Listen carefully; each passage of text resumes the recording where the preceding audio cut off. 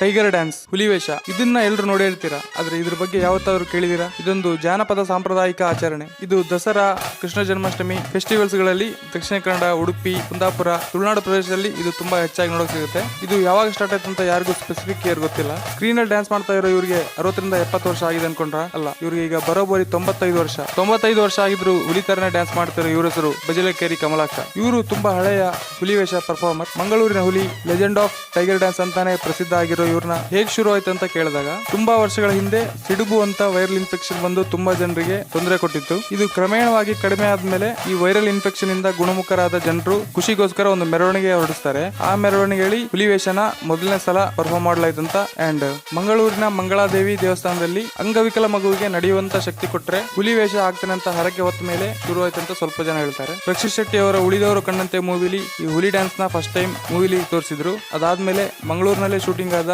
ಗರುಡಗಮನ, ವೃಷಭವಾಹನ ಮೂವಿಲ್ ಕೂಡ ಹುಲಿವೇಷ, tiger dance ನ ಮೂವಿಲ್ ತೋರಿಸಿದ್ರು. ಹುಲಿವೇಷ ಹಾಕುವಂತವರು 10 ದಿನಗಳ ಮುಂಚೆನೆ ಮಾಂಸ ಸೇವನೆ ಮತ್ತೆ ಮನೆಯಿಂದ ದೂರ ಇರ್ತಾರೆ. ಹುಲಿವೇಷದಲ್ಲಿ fire breathing, head standing, acrobatic movements ನ ಕೂಡ ಇತ್ತೀಚೆಗೆ ಇನ್ಕ್ಲೂಡ್ ಮಾಡ್ಕೊಂಡಿದ್ದಾರೆ. ಫೆಸ್ಟಿವಲ್ಸ್ ಗಳಲ್ಲಿ ತುಂಬಾ ಚೆನ್ನಾಗಿ ಟೈಗರ್ ಡ್ಯಾನ್ಸ್ ನ ಮಾಡೋ ತಂಡಗಳಿಗೆ ಪ್ರೈಸ್ ನ ಕೂಡ ಕೊಡ್ತಾರೆ. ಅರೆ, ಮುಸ್ಲಿಮ್ಸ್ ಯಾಕೆ ಈ ಟೈಗರ್ ಡ್ಯಾನ್ಸ್ ನ ಡ್ಯಾನ್ಸ್ ಮಾಡ್ತಿದಾರೆ ಅಂತ ನೋಡ್ತಿದ್ದೀರಾ? ಮುಸ್ಲಿಮ್ಸ್ ಅಷ್ಟೇ ಅಲ್ಲ, ಕ್ರಿಶ್ಚಿಯನ್ಸ್ ಕೂಡ ಅವ್ರದೇ ಆಚರಣೆ ತರ ಸೆಲೆಬ್ರೇಟ್ ಮಾಡೋದು ನೋಡಕ್ ಸಿಗೋದು ನಿಮ್ಗೆ ಮಂಗಳೂರಲ್ಲಿ ಮಾತ್ರ. ಚಿಕ್ಕ ಮಕ್ಕಳಿಂದ ದೊಡ್ಡವರವರೆಗೂ ಈ ಹುಲಿವೇಷನ ಹಾಕಿ ಸಂಭ್ರಮಿಸ್ತಾರೆ ಅಂತ ಹೇಳ್ತಾ, ತುಳು ಅವರು ಈ ವಿಡಿಯೋನ ನೋಡ್ತಾ ಇದ್ರೆ ವಿಡಿಯೋಗೊಂದು ಲೈಕ್ ಮಾಡಿ. ಇದೇ ತರದ ಹೆಚ್ಚಿನ ವಿಡಿಯೋಸ್ಗಾಗಿ ಸಿನಿಮಾ ವಿತ್ ಅಮರ್ ಪೇಜ್ ನ ಫಾಲೋ ಅಂಡ್ ಸಬ್ಸ್ಕ್ರೈಬ್ ಮಾಡಿ.